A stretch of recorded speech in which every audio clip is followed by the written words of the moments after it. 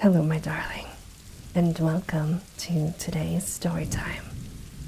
I have a rolling thunderstorm for you in the background to help you sleep. And now, on with our story time. Chapter 13. A sight which I shall never forget. Just as the sun was setting upon that melancholy night, I saw the lonely figure of the Indian upon the vast plain beneath me, and I watched him, our one faint hope of salvation, until he disappeared in the rising mists of evening which lay, rose-tinted from the setting sun, between the far-off river and me. It was quite dark when I at last turned back to our stricken camp, and my last vision as I went was the red gleam of Zombo's fire, the one point of light in the wide world below, as was his faithful presence in my own shadowed soul. And yet, I felt happier than I had done since this crushing blow had fallen upon me, for it was good to think that the world should know what we had done, so that, at the worst, our names should not perish with our bodies, but should go down to posterity associated with the rest of our labors. It was an awesome thing to sleep in that ill-fated camp, and yet it was even more unnerving to do so in the jungle. One or the other it must be. Prudence, on the one hand, warned me that I should remain on guard, but exhausted nature, on the other, declared that I should do nothing of the kind. I climbed up onto a limb of the great ginkgo tree, but there was no secure perch on its rounded surface, and I should certainly have fallen off and broken my neck the moment I began to doze. I got down, therefore, and pondered over what I should do. Finally, I closed the door of the zareba, lit 3 separate fires in a triangle, and having eaten a hearty supper, dropped off into a profound sleep, from which I had a strange and most welcome awakening. In the early morning, just as day was breaking, a hand was laid upon my arm, and starting up, with all my nerves in a tingle and my hand feeling for a rifle, I gave a cry of joy as in the cold gray light I saw Lord John Roxton kneeling beside me. It was he, and yet it was not he. I had left him calm in his bearing, correct in his person, prim in his dress. Now he was pale and wild-eyed, gasping as he breathed like one who has run far and fast. His gaunt face was scratched and bloody. His clothes were hanging in rags, and his hat was gone. I stared in amazement, but he gave me no chance for questions. He was grabbing at our stores all the time he spoke. "Quick, young fella, quick," he cried. "Every moment counts. Get the rifles, both of them. I have the other 2. Now, all the cartridges you can gather. Fill up your pockets. Half a dozen will do. That's all right. Don't wait to talk or think. Get a move on, or we're done." Still half awake and unable to imagine what it all might mean, I found myself hurrying madly after him through the wood, a rifle under each arm, and a pile of various stores in my hands. He dodged in and out through the thickest of the scrub until he came to a dense clump of brushwood. Into this he rushed, regardless of thorns, and threw himself into the heart of it, pulling me down by his side. "There," he panted. "I think we are safe here. They'll make for the camp as sure as fate. It'll be their first idea, but this should puzzle them." "What is it all?" I asked when I got my breath. "Where are the professors? And who is it that is after us?" "The ape-men," he cried. "My God, what brutes. Don't raise your voice, for they have long ears, sharp eyes too. but no power of scent so far as I could judge, so I don't think they can sniff us out. Where have you been, young fella? You were well out of it. In a few sentences, I whispered what I had done. Pretty bad, said he, when he had heard of the dinosaur in the pit. It isn't quite the place for a rest cure. What? But I had no idea what its possibilities were until those devils got hold of us. The man-eating Papuans had me once, but they are Chesterfields compared to this crowd. How did it happen? I asked. It was early in the morning, he replied. Our learned friends were just stirring. Haven't even begun to argue yet. Suddenly, it rained apes. They came down as thick as apples out of a tree. They had been assembling in the dark, I suppose, until that great tree over our heads was heavy with them. I shot one of them through the belly, but before we knew where they were, they had us spread-eagled on our backs. I call them apes, but they carried sticks and stones in their hands and jabbered talk to each other. They ended up by tying our hands with creepers, so they are ahead of any beast that I have ever seen in my wanderings. Ape men, that's what they are, missing links. And I wish they had stayed missing. They carried off their wounded comrade. He was bleeding like a pig. And then they sat around us. And if ever I saw frozen murder, it was in their faces. They were big fellows, as big as a man and a deal stronger. Curious, glassy gray eyes they have, under red tufts. And they just sat and gloated and gloated. Challenger is no chicken, but even he was cowed. He managed to struggle to his feet and yelled out at them to have done with it and get it over with. I think he had gone a bit off in his head, the suddenness of it, for he raged and cursed at them like a lunatic. If they had been a row of his favorite pressmen, he could not have slanged them worse. Well, what did they do? I asked. I was enthralled by the strange story which my companion was whispering into my ear, while all the time his keen eyes were shooting in every direction, with his hand grasping his cocked rifle. I thought it was the end of us, he said, but instead of that it started them on a new line. They all jabbered and chattered together. Then one of them stood out beside Challenger. You'll smile, young fella, but upon my word, they might have been kinsmen. I couldn't have believed it if I hadn't seen it with my own eyes. This old ape man, he was their chief, was a sort of red Challenger, with every one of our friends' beauty points, only just a trifle more so. He had the short body, the big shoulders, the round chest, no neck, a great ruddy frill of a beard, the tufted eyebrows.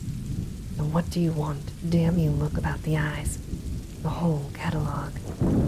When the ape men stood by Challenger and put his paw on his shoulder, the thing was complete.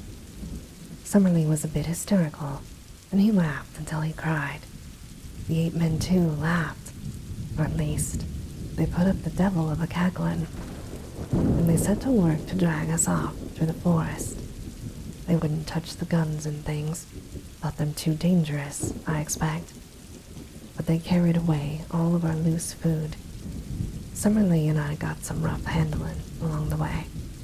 There's my skin and clothes to prove it, for they took us a beeline through the brambles, and their own hides are like leather. The Challenger was all right. 4 of them carried him shoulder high, and he went like a Roman emperor. What's that? It was a strange clicking noise in the distance, not unlike castanets. There they go, said my companion, slipping cartridges into the second double-barreled express. Load them all up, young fella, my lad, for we're not going to be taken alive, and don't you think it. That's the row they make when they get excited. By George, they'll have something to excite them if they put us up. The last stand of the Greys won't be in it, with their rifles grasped in their stiffened hands amid a ring of the dead and dying, as some fathead sings. Can you hear them now? They're very far away, I said. That little lot will do no good, he replied. But I expect that their search parties are all over the wood. Well, I was telling you my tale of woe. They got us soon to this town of theirs, about 1,000 huts of branches and leaves in a great grove of trees near the edge of a cliff. It's 3 or 4 miles from here. The filthy beast fingered me all over, and I feel as if I should never be clean again. They tied us up. The fellow who handled me could tie like a muzzin, and there we lay with our toes up beneath a tree, while the great brute stood guard over us with a club in his hand. When I say we, I mean Summerlee and myself. Old Challenger was up a tree, eating pines and having the time of his life. I'm bound to say that he managed to get some fruit to us, and with his own hands he loosened our bonds. If you'd seen him sit in that tree, hobnobbing with his twin brother, and singing in that lulling bass of his, ring out wild bells, because music of any kind seemed to put them in a good humor, you'd have smiled. But we weren't in a mood for much laughing, as you can guess. They were inclined, within limits, to let him do what he liked, but he drew the line pretty sharply at us. It was a mighty consolation to us all to know that you were running loose and had the archives in your keeping. Well now, young fella, he continued, I'll tell you what will surprise you. You say you saw signs of men and fires and traps and the like. Well, we have seen the natives themselves. Poor devils they were, down-faced little chaps, and had enough to make them so. It seems that the humans hold one side of this plateau, over yonder where you saw the caves, and the ape men hold this side, and there's a bloody war between them all of the time. That's the situation so far as I could follow it.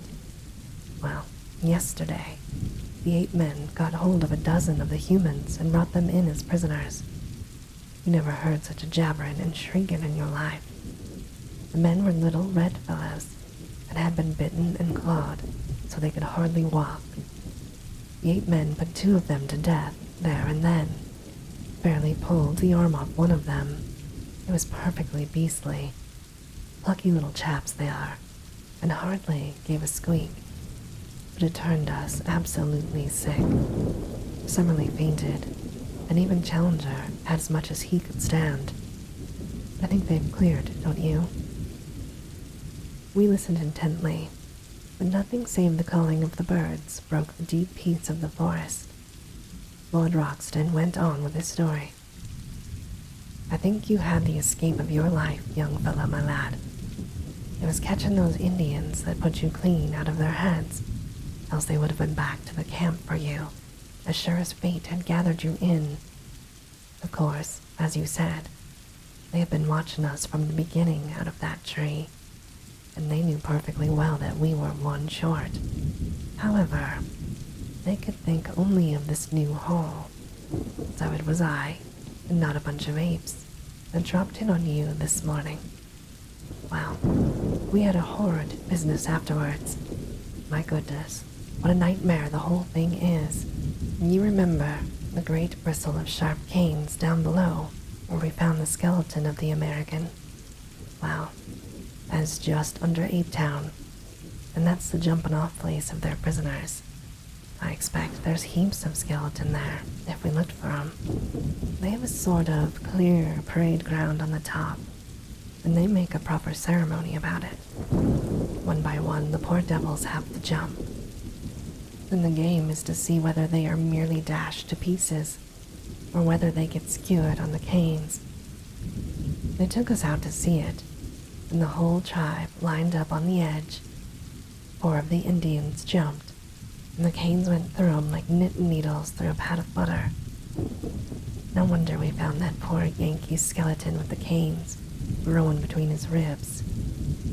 It was horrible, but it was deucedly interesting too.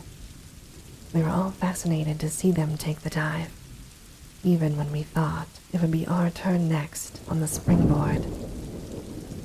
Well, it wasn't, he continued. They kept 6 of the Indians up for today.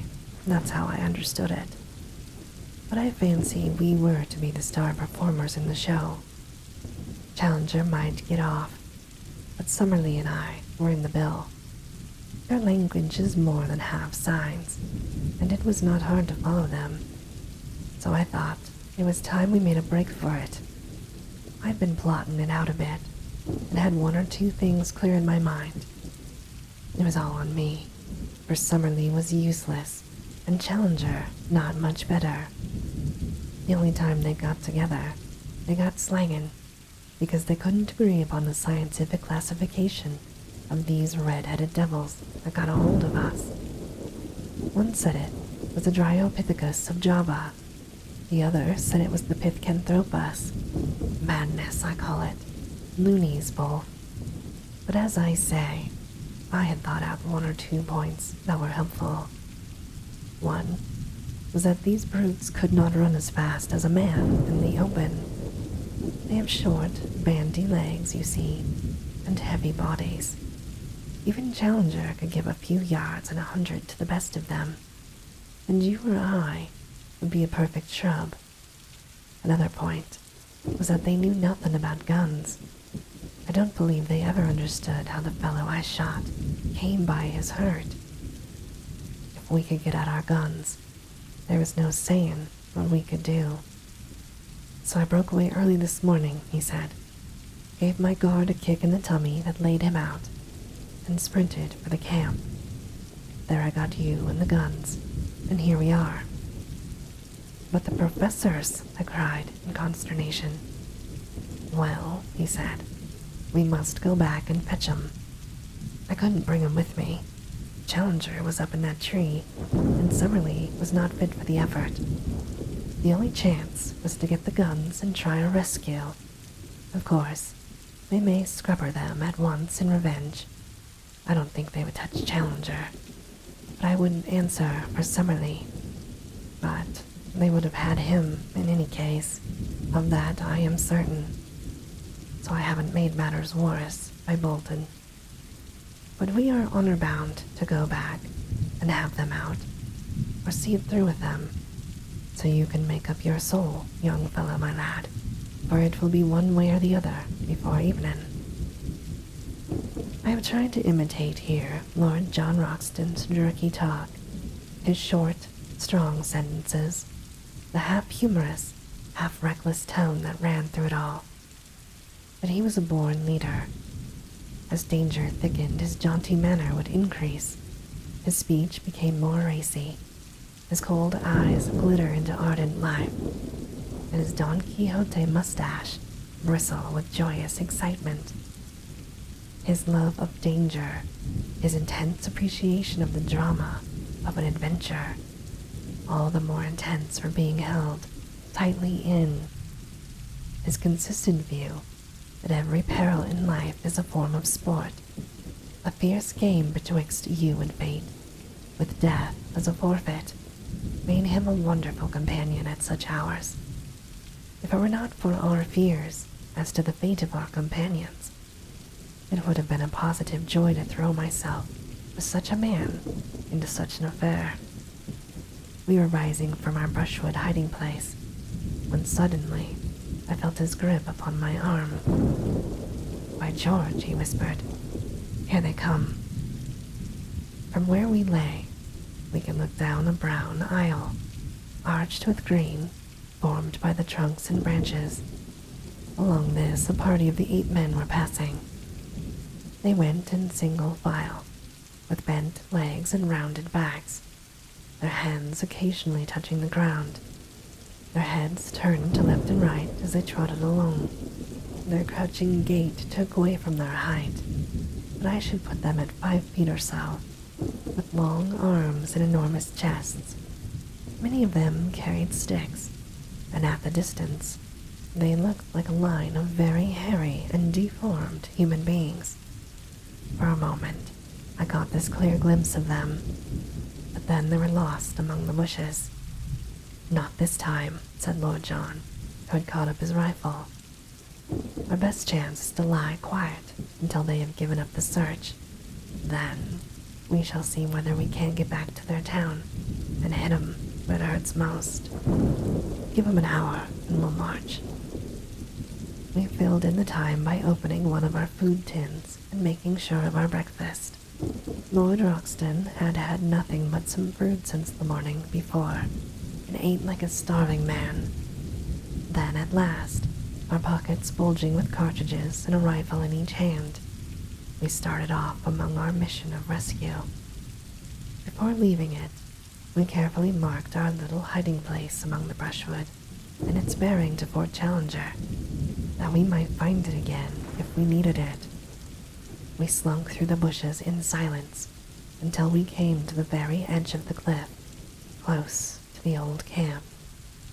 There we halted, and Lord John gave me some idea of his plans. "So long as we are among the thick trees, these swine are our masters," he said. "They can see us, but we cannot see them. But in the open, it is different. There we can move faster than they. So we must stick to the open all we can. The edge of the plateau has fewer large trees than further inland, so that's our line of advance. Go slowly. Keep your eyes open and your rifle ready. Above all, never let them get you prisoner while there is a cartridge left. That's my last word to you, young fella."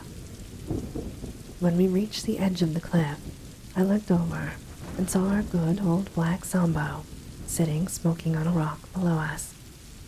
I would have given him a great deal to have hailed him and told him how we were placed, but it was too dangerous, lest he should be heard. The woods seemed to be full of the ape men. Again and again we heard their curious clicking chatter. At such times we plunged into the nearest clump of bushes and lay still until the sound had passed away. Our advance, therefore, was very slow, and 2 hours at least must have passed before I saw, by Lord John's cautious movements, that we must be close to our destination. He motioned me to lie still, and he crawled forward himself. In a minute, he was back again, his face quivering with eagerness. "Come," said he, "come quick. I hope to the Lord that we are not too late already." I found myself shaking with nervous excitement as I scrambled forward and lay down beside him. We were looking out through the bushes at a clearing which stretched before us. It was a sight which I shall never forget until my dying day. So weird, so impossible, that I do not know how I am to make you realize it, or how in a few years I shall bring myself to believe in it if I live to sit once more on a lounge in the Savage Club and look out on the drab solidity of the embankment. I know that it will seem then to be some wild nightmare, some delirium of fever, yet I will set it down now while it is fresh in my memory, and one at least, the man who lay in the damp grasses by my side, will know if I have lied. A wide open space lay before us, some hundreds of yards across, all green turf and low bracken growing to the very edge of the cliff. Round this clearing, there was a semicircle of trees with curious huts, built of foliage, piled one above the other among the branches. The rookery, with every nest a little house, would best convey the idea. The openings of these huts and the branches of the trees were thronged with a dense mob of 8 people. From their size, I took to be the females and infants of the tribe. They formed the background of the picture, and were all looking out with eager interest at the same scene which fascinated and bewildered us. In the open, and near the edge of the cliff, there had assembled a crowd of some 100 of these shaggy, red-haired creatures, many of them of immense size, and all of them horrible to look upon. There was a certain discipline among them, for none of them attempted to break the line which had been formed. In front, there stood a small group of Indians, little, clean-limbed red fellows whose skins glowed like polished bronze in the strong sunlight. A tall, thin white man was standing beside them, his head bowed, his arms folded, his whole attitude expressive of his horror and dejection. There was no mistaking the angular form of Professor Summerlee. In front of and around this dejected group of prisoners were several ape men. They watched closely and made all escape impossible.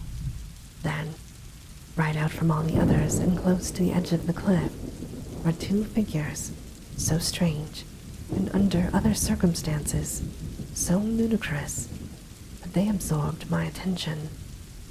The one was our comrade, Professor Challenger.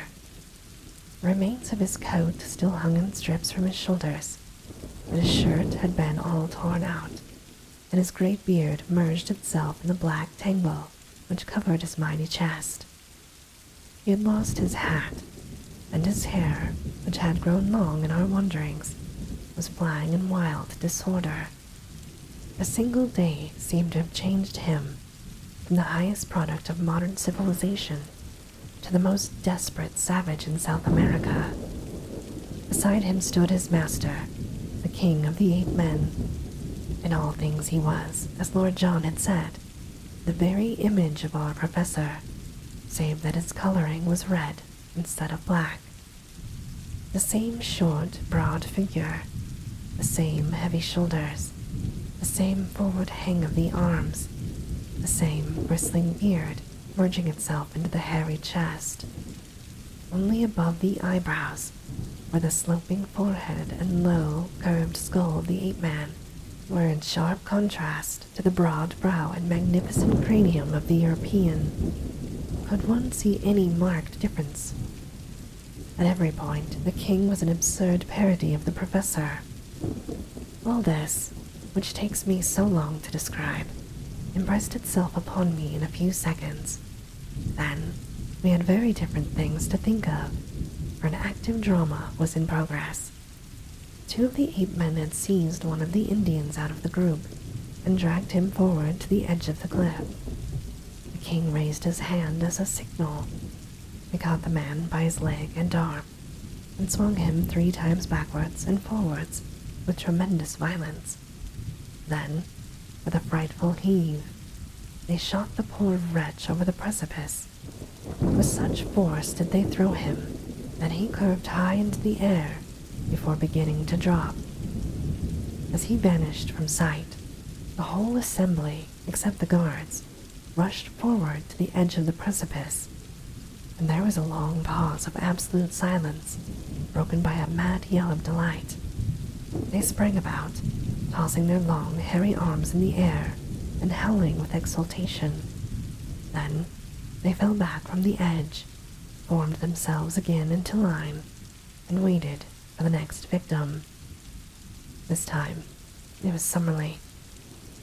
2 of his guards caught him by the wrists and pulled him brutally to the front. His thin figure and long limbs struggled and fluttered like a chicken being dragged from a coop. Challenger had turned to the king and waved his hands frantically before him.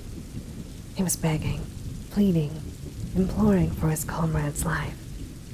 The ape-man pushed him roughly aside and shook his head. It was the last conscious movement he was to make upon earth. Lord John's rifle cracked, and the king sank down, a tangled, red, sprawling thing, upon the ground. "Shoot into the thick of them. Shoot, sonny, shoot," cried my companion. There are strange red depths in the soul of the most commonplace man. I am tender-hearted by nature, and have found my eyes moist many a time over the scream of a wounded hare. Yet, the bloodlust was on me now. I found myself on my feet, emptying one magazine, then the other, clicking open the breech to reload, snapping it to again, while cheering and yelling with pure ferocity and joy of slaughter as I did so. With our 4 guns, the 2 of us made a horrible havoc.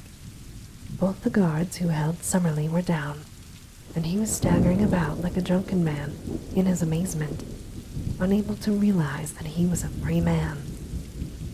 The dense mob of ape-men ran about in bewilderment, marveling whence the storm of death was coming, or what it might mean. They waved, gesticulated, screamed, and tripped over those who had fallen. Then, with a sudden impulse, they all rushed in a howling crowd to the trees for shelter, leaving the ground behind them spotted with their stricken comrades. The prisoners were left for the moment, standing alone in the middle of the clearing. Challenger's quick brain had grasped the situation. He seized the bewildered Summerlee by the arm, and they both ran towards us. Two of their guards bounded after them and fell to 2 bullets from Lord John. We ran forward into the open to meet our friends and pressed a loaded rifle into the hands of each. But Summerlee was at the end of his strength. He could hardly totter. Already the ape-men were recovering from their panic. They were coming through the brushwood and threatening to cut us off. Challenger and I ran Summerlee along, one at each of his elbows, while Lord John covered our retreat, firing again and again as savage heads snarled at us out of the bushes. For a mile or more, the chattering brutes were at our very heels. Then the pursuit slackened, for they learned our power and would no longer face that unerring rifle. When we had at last reached the camp, we looked back and found ourselves alone. So it seemed to us, and yet we were mistaken. We had hardly closed the thornbush door of our Zerebra, clasped each other's hands, and thrown ourselves panting upon the ground beside our spring, when we heard a patter of feet, and then a gentle, plaintive crying from outside our entrance. Lord Roxton rushed forward, rifle in hand, and threw it open. There, prostrate upon their faces, lay the 4 surviving Indians, trembling with fear of us, and yet imploring our protection. With an expressive sweep of his hand, one of them pointed to the woods around them and indicated that they were full of danger. Then, darting forward, he threw his arms round Lord John's legs and rested his face upon them. "By George," cried our peer, pulling at his mustache in great perplexity. "I say, what the deuce are we to do with these people? Get up, little chappie, and take your face off my boots." Summerlee was sitting up and stuffing some tobacco into his old briar. "We've got to see them safe," said he. "You've pulled us all from the jaws of death. My word, it was a bit of good work." "Admirable," cried Challenger. "Admirable. Not only we as individuals, but European science collectively owe you a deep debt of gratitude for what you have done. I do not hesitate to say that the disappearance of Professor Summerlee and myself would have left an appreciable gap in modern zoological history. Our young friend here, and you have done most excellently well." He beamed at us with an old paternal smile, but European science would have been somewhat amazed could they have seen their chosen child, the hope of the future, with his tangled, unkempt head, his bare chest, and his tattered clothes. He had one of the meat tins between his knees, and sat with a large piece of cold Australian mutton between his fingers. The Indian looked up at him, and then, with a little yelp, cringed to the ground and clung to Lord John's leg. "Oh, don't be scared, my bonny boy," he said, patting the matted head in front of him. "He can't stick your appearance, Challenger. Then by George, I don't wonder. All right, little chap. He's only a human, just the same as the rest of us." "Really, sir," cried the professor. "Well, it's lucky for you, Challenger, that you are a little out of the ordinary. If you hadn't been so like the king—" "Upon my word, Lord John, you allow yourself great latitude," he said. "Well," John shrugged, "it's a fact." "I beg, sir, that you will change the subject. Your remarks are irrelevant and unintelligible," said Challenger. "The question before us is, what are we to do with these Indians? The obvious thing is to escort them home, if we knew where their home was. There's no difficulty about that, I said. They live in the caves on the other side of the central lake. Ah, said Challenger. Our young friend here knows where they live. I gather that it is some distance. A good 20 miles, said I. Summerlee gave a groan. I, for one, he said, could never get there. Surely I hear those brutes still howling upon our track. As he spoke, from the dark recesses of the woods, we heard far away the jabbering cry of the ape-men. The Indians once more set up a feeble wail of fear. We must move, and move quick, said Lord John. You help Summerlee, young fellow. These Indians will carry the stores. Now then, come along before they see us. In less than a half an hour, we'd reached our brushwood retreat and concealed ourselves.